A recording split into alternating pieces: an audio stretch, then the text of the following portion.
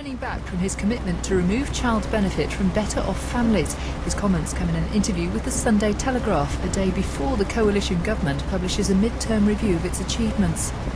Police in Tasmania say several people have been reported missing following wildfires which have destroyed dozens of homes. Firefighters say high winds which have been fanning the flames have now eased. An Indian court has been told there's strong forensic evidence against 5 men accused of the rape and murder of a student on a bus in Delhi. The men will appear in court on Monday. And the oldest living person in the United States has died at the age of 114. Mammy Reardon, who was born in 1898, had held the title as the country's oldest person for just a few weeks. The family said she'd be remembered as a mother and as a homemaker. That's the news. Sport now with Andy Barwell. Well, cricket news first of all. The first game in charge for England's new limited overs coach, Ashley Giles, but a delayed start to that warm-up match against India A in Mumbai. And Russell Fuller's there. Good morning, Russell. Good morning to you, Andy. Yes, welcome to Air Force Station Palam here in Delhi, the Indian capital city, where 15 days after England's first tour of India this winter came to an end, they're due to play the first of their warm-up matches for the 5-match one-day series against India A. I use the word warm-up match. It's required right now. 5 degrees and foggy, and the scheduled 9 o'clock start, such an early start because there are no floodlights at this particular ground, has been put back half an hour, but we will get underway at 4 o'clock your time, and that's because of a wet outfield caused by heavy overnight dew. We don't have the teams yet or news of the toss, which is just about to take place, but it will be interesting to see who England put out, because they are resting Jimmy Anderson, Graham Swan and Jonathan Trott for this tour. There's no Stuart Broad until at least the 4th one-day international, and therefore it'll be a fairly callow bowling lineup in particular that takes the field today and throughout this one-day series.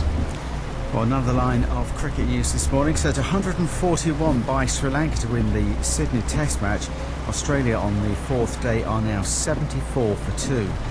Wolves sacked their boss, the Norwegian Ståle Solbakken, after losing 1-0 to the non-league side Luton Town in the 3rd round of the FA Cup.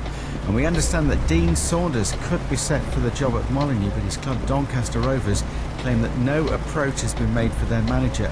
Luton, though, are into the 4th round. Their boss Paul Buckles says his team were helped by a cracking atmosphere at Kenilworth Road.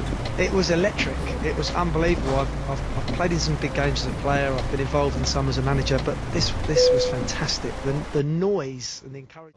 Cardiff did take the lead through Nat Jarvis. We're in front with 5 minutes to go until Max top scorer Matthew Barnes-Former scored twice in 3 minutes, the second was a penalty for a famous victory for the conference side.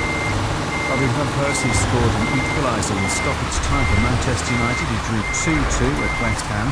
Championship side Brighton forced an upset, beating Newcastle 2-0. While the League One side Bournemouth drew 1-1 away at Wigan Athletic to force a replay. Bournemouth's boss Eddie Howe says his team deserved to have a second chance at Wigan, and this time they'll have home advantage.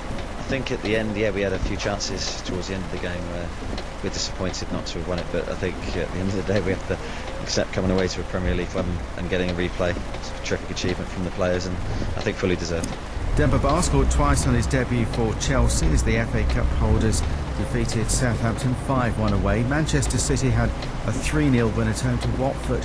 In a warm-up event ahead of the Australian Open tennis, Andy Murray will play the Bulgarian Grigor Dimitrov in the men's final at Brisbane International this morning. In Rugby Union's Premiership, Northampton moved up to 4th in the table after a 30 points to 19.